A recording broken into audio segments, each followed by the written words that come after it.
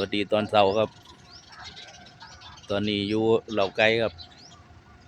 เอาเศษเขาเศษอาหารมาให้ไก่กินครับไก่กำลังกินครับ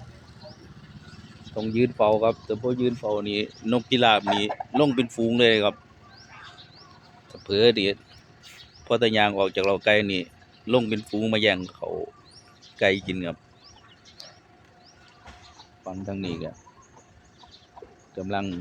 ไก่กำลังสินุ่มครับไก่น้อยนี่ก็ทายาทเจ้าคิงหมดครับ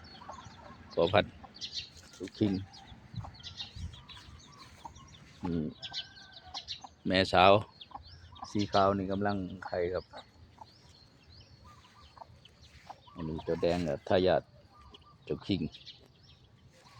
บรรยากาศตอนเช้าอยู่เราไกลก็ครับมักไผ่มักมันไผ่บ่มักกะบ่ต้องเลี้ยงคนมักกะเลี้ยงไว้เบิ้งไว้ตีไว้ชนครับ